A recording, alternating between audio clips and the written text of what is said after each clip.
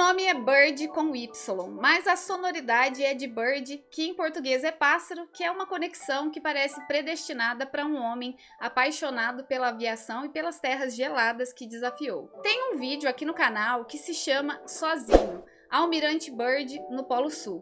Curiosamente, esse vídeo é um dos mais assistidos pelo maior período de tempo. Olhando as análises todos os dias, esse vídeo é um dos mais procurados e assistidos.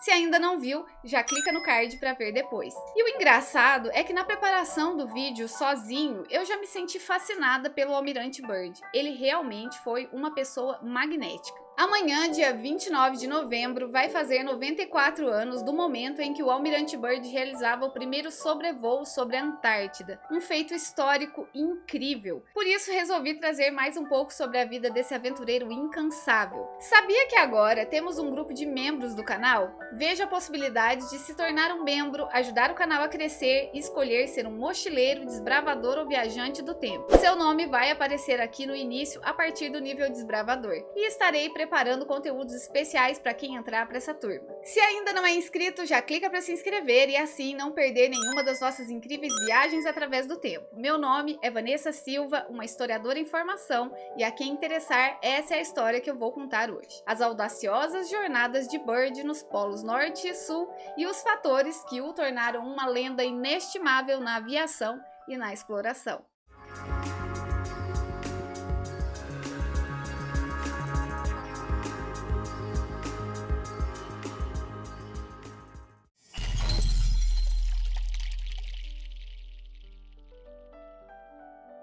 Durante a década de 1920, a aviação emergia como um campo empolgante, repleto de aventura e inovação. As pessoas se maravilhavam com os avanços tecnológicos na aviação, especialmente após o término da Primeira Guerra Mundial, período em que ocorreu um progresso significativo nesse campo. A aviação comercial também despontava como uma área de interesse crescente. Surgia a possibilidade de viajar de avião, embora ainda fosse acessível apenas a uma minoria devido ao alto custo das passagens e a limitada disponibilidade de voos comerciais. Além disso, a aviação estava intrinsecamente ligada à ideia de exploração e desafio. Expedições aéreas destinadas a explorar novas rotas, como voos sobre oceanos e continentes, eram admiradas e apoiadas pelo público em geral. As ideias sobre voo remontam à antiguidade, antecedendo até mesmo a história da escrita. Desde tempos imemoriais, o homem observava pássaros, contemplando como poderia ser possível manter um corpo no ar. Em 1519, Leonardo da Vinci deixou não apenas a icônica Mona Lisa, mas também uma série de documentos sobre máquinas voadoras, e dentro dessa história de fascínio pelos ares surge o notável Byrd. Richard Evelyn Byrd Jr. nasceu em 25 de outubro de 1888 em Winchester, Virgínia, nos Estados Unidos. Sua trajetória desde cedo direcionou-se para a carreira militar. Em 1908 foi nomeado aspirante e graduou-se em 1912, sendo designado para o encouraçado USS Wyoming. Durante esse período recebeu 2 medalhas de prata salva-vidas por realizar mergulhos para salvar companheiros que caíram no mar. Conhecido por sua generosidade com seus colegas, abriu mão de altas remunerações para garantir que seus companheiros também fossem devidamente recompensados. Além disso, dedicou-se ao treinamento de vários navegadores, sem considerar que isso poderia afetar suas próprias oportunidades de ser o primeiro a realizar determinadas conquistas. Nunca buscou comercializar suas expedições, orientando-se por um idealismo, modéstia inabalável e total devoção ao avanço científico. Em 1914, quando o mundo estava em guerra, foi transferido para o cruzador blindado USS Washington, prestando serviços em águas mexicanas. Em janeiro de 1915, casou-se com Marie Donaldson Ames. Com ela, teve um casamento feliz. Mais tarde, nomearia, em homenagem à sua esposa, uma das terras que descobriu como Terra Marie Byrd. O casal teve 4 filhos, Richard, Evelyn, Catherine e Ellen. Em junho do mesmo ano, foi promovido a tenente grau júnior. Em 1916, enquanto pilotava um avião Curtiss AH-14 durante um voo de treinamento próximo a Virginia Beach, ocorreu uma falha no motor da aeronave, resultando na rápida perda de altitude e acabou caindo no mar. Apesar de conseguir se libertar do avião e nadar até a superfície, Bird sofreu ferimentos graves, incluindo lesões nas costas e nos tornozelos, que impactaram significativamente sua saúde. Os médicos, preocupados com os danos físicos decorrentes do acidente, o aconselharam a considerar abandonar a aviação, temendo que tais lesões comprometessem sua capacidade de voar novamente. Aos 28 anos, Bird foi forçadamente aposentado, um golpe doloroso em sua carreira, considerando sua profunda devoção pela aviação. Sua vida foi moldada pelo amor aos céus e pela coragem de explorar o desconhecido. Desde cedo, ele encontrou sua paixão nos aviões, nas asas que desafiavam os limites da gravidade. Como relatou em seu livro sobre seu primeiro voo em um avião que ele ajudou a projetar,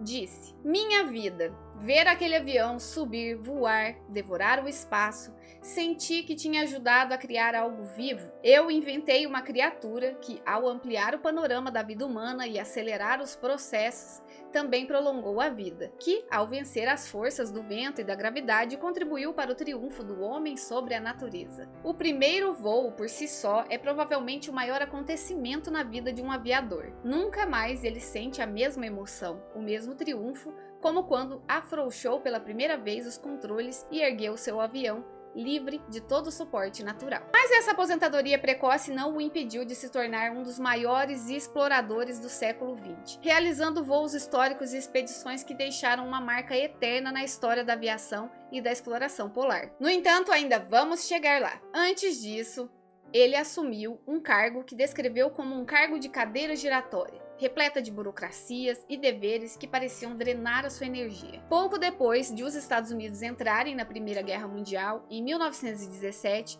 Bird foi enviado para a Escola de Aviação Naval em Pensacola, na Flórida, onde se qualificou como aviador naval em 1918. Ele então atuou como comandante na Estação Aérea Naval de Halifax, no Canadá, e durante essa missão foi promovido ao posto permanente de tenente. Ao acompanhar a evolução das aeronaves desde seus primórdios, observando as razões por trás dos acidentes e vislumbrando o contínuo progresso, Bird foi um estudante incansável. Ele buscava compreender as aeronaves e os perigos que enfrentavam. Buscando novas empreitadas, Bird sentia que o próximo grande feito do mundo estava na travessia do Oceano Atlântico. A Marinha havia começado a construção do maior hidroavião até então, denominado NC-1, por volta de janeiro de 1918. Determinado a não ficar fora desse acontecimento, Bird passou horas e horas da madrugada de 13 de maio redigindo uma carta ao responsável. Nela dizia que estava ansioso por tentar esse voo e que pensava que todos os seus conhecimentos poderiam ser úteis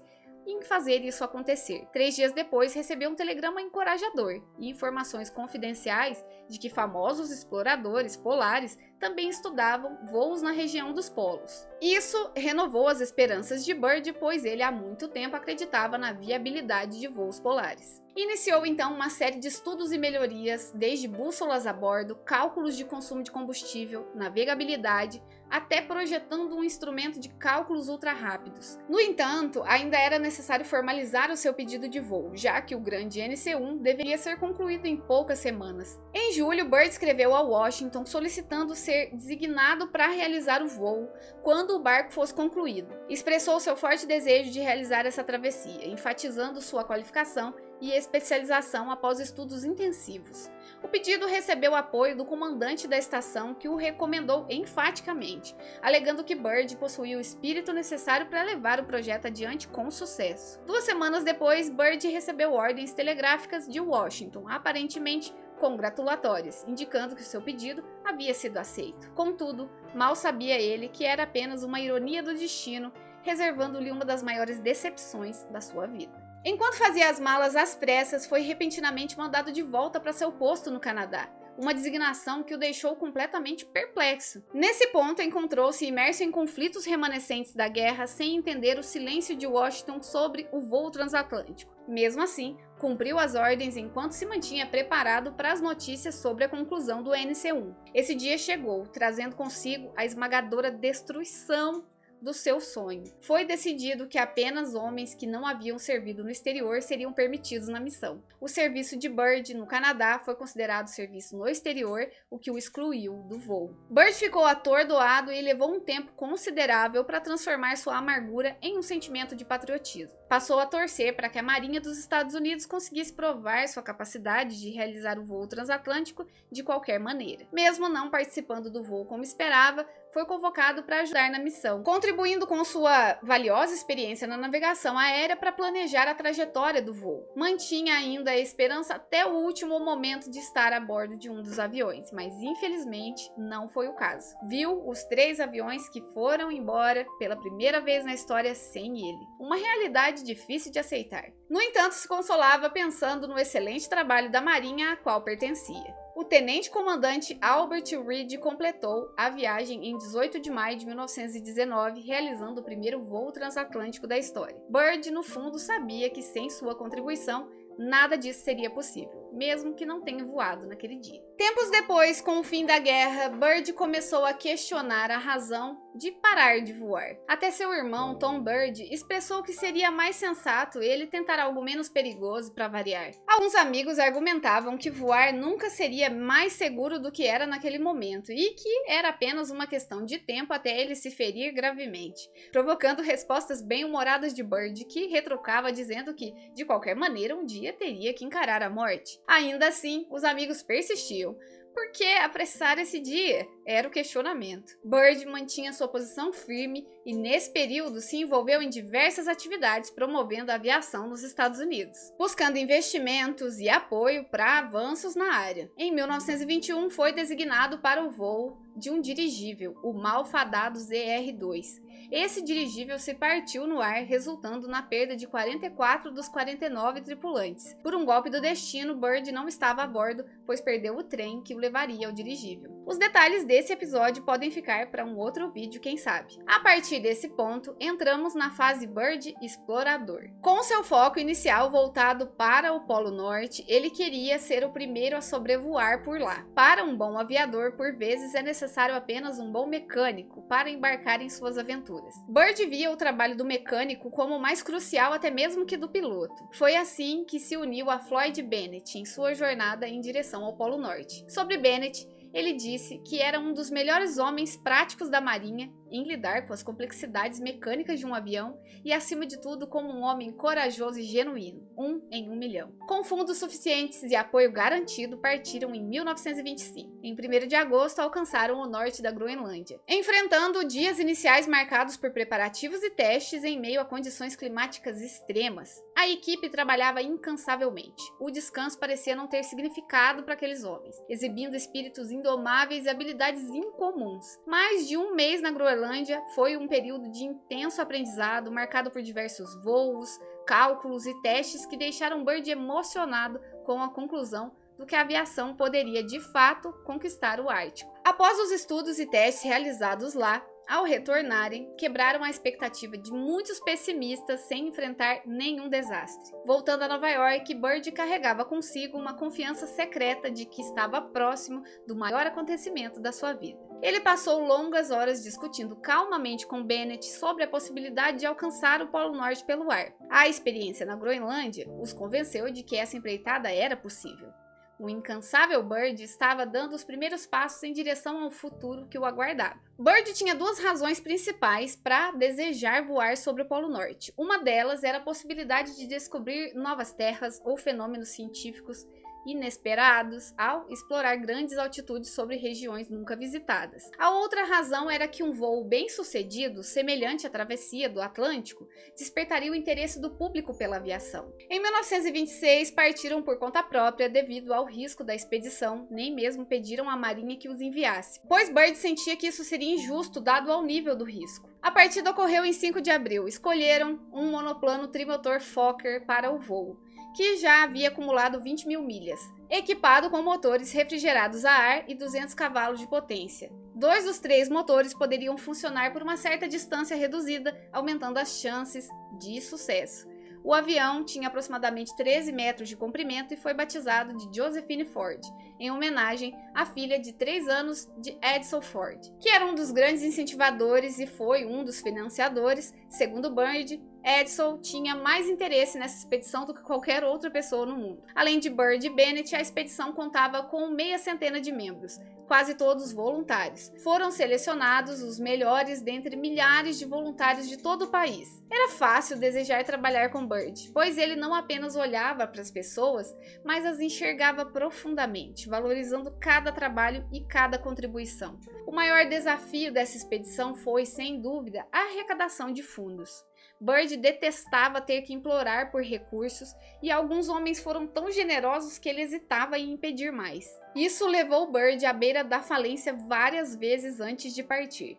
Em caso de fracasso, e as chances de falha não eram pequenas, uma vez que todas as esperanças estavam centradas em um único avião, Byrd provavelmente passaria o resto da sua vida pagando dívidas. Chegaram a Kings Bay, em Spitsbergen, às 16h30 de 29 de abril. Logo ao chegarem, perceberam as dificuldades que teriam pela frente. Byrd e sua equipe tinham plena consciência de que os maiores riscos ocorreriam mesmo antes de decolar para o voo final. Qualquer pequeno acidente naquele momento poderia ser fatal para o projeto inteiro, comprometendo a reputação construída ao longo da vida de Byrd na Marinha e o deixando falido. Mesmo com as dificuldades, eles compartilharam momentos semi-trágicos enquanto lutavam para avançar pela costa congelada, embora também houvesse espaço para diversão. Apesar das jornadas de 18 horas de trabalho por dia, Byrd nunca ouviu uma reclamação sequer de nenhum membro da tripulação. A primeira tentativa de voo experimental terminou em um monte de neve. As circunstâncias não pareciam favoráveis, mas os homens se recusaram a desanimar. Eles perseveraram até o dia do sucesso, partindo sob aplausos e incentivos dos companheiros e amigos incríveis que os acompanhavam. A emoção que tomou conta dos corações de Byrd e Bennett durante o primeiro sobrevoo no Polo Norte foi indescritível. Uma mistura de nervosismo, excitação e coragem, enquanto o avião Josephine Ford ganhava altitude sobre a imensidão congelada. Para Byrd, aquele momento representava a concretização de um sonho alimentado por anos de preparação, superação de desafios físicos e uma determinação inabalável, a obra inteira de uma vida. A sensação de estar pairando sobre um dos lugares mais inóspitos do planeta, onde poucos ousam aventurar-se, era surreal. O silêncio majestoso do Polo Norte contrastava com a intensidade da missão, criando um balé de emoções dentro daquele avião. A visão panorâmica de uma paisagem branca sem fim, interrompida apenas por imponentes picos de gelo, e as nuances caleidoscópicas do céu ártico eram hipnotizantes. À medida que o avião cruzava aquela região remota, a sensação de ter alcançado um ponto mítico da Terra gerava um turbilhão de sentimentos. A precisão do voo e a exatidão da rota foram questionados por alguns críticos. Alguns argumentam que o voo de Byrd poderia não ter alcançado exatamente o Polo Norte, conforme afirmado, levantando dúvidas sobre a precisão da navegação ou se o avião realmente sobrevoou o ponto exato do Polo Norte. No entanto, é importante ressaltar que, apesar dessas contestações, o voo de Byrd foi amplamente reconhecido e celebrado como um marco na exploração polar e na história da aviação. Byrd e Bennett foram recebidos com entusiasmo e admiração por grande parte da população e da comunidade científica da época, sendo condecorados e honrados como verdadeiros heróis. Depois disso veio a exploração do Polo Sul, porém sem seu principal companheiro, Bennett, que contraiu pneumonia após um acidente em 1928. Sua condição se deteriorou durante o resgate e ele faleceu pouco depois, enquanto estava no hospital na cidade de Quebec em 25 de abril. Bennett não pôde acompanhar o amigo no incontestável primeiro sobrevoo sobre a Antártida da história, o que aconteceu em novembro de 1929. O Fokker trimotor modificado, batizado com seu nome, Floyd Bennett, foi utilizado por Byrd e sua equipe para enfrentar novos desafios nessa jornada perigosa e histórica. Partindo da base Little America, local que também mencionamos no vídeo sozinho, no litoral da Antártida. O voo em direção ao Polo Sul foi uma mistura de coragem, habilidade e determinação. As condições climáticas extremas e imprevisíveis tornaram a viagem aérea ainda mais arriscada. Temperaturas congelantes e condições meteorológicas incertas eram desafios constantes para a equipe.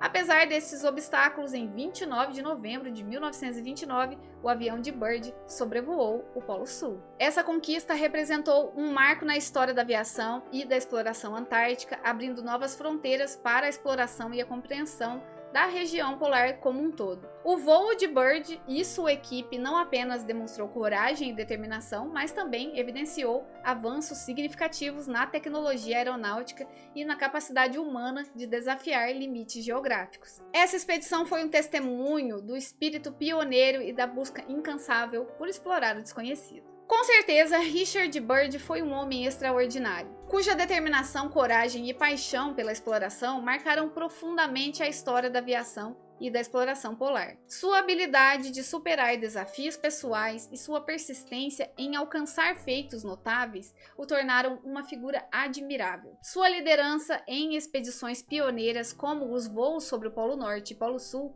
além das suas expedições na Antártida, não apenas contribuiu para o conhecimento científico, mas também inspirou gerações posteriores de exploradores e aviadores. Também se empenhou em promover a segurança na aviação e em compartilhar suas experiências para incentivar novas descobertas. Sua visão, ousadia e determinação o tornaram uma figura singular na história, sendo um exemplo de perseverança e paixão pela descoberta do desconhecido. Por essa realização, aos 41 anos, Byrd foi condecorado, tornando-se o almirante mais jovem da história da Marinha dos Estados Unidos. Como bem sabemos, suas jornadas não param por aí. No vídeo já mencionado Sozinho, trouxemos um relato de 1934, quando ele passou meses sozinho numa base avançada no Polo Sul, onde depois de um grave acidente com monóxido de carbono, ficou entre a vida e a morte até ser resgatado. É uma história emocionante e muito reflexiva, vale a pena assistir. Já clica no card e veja a seguir.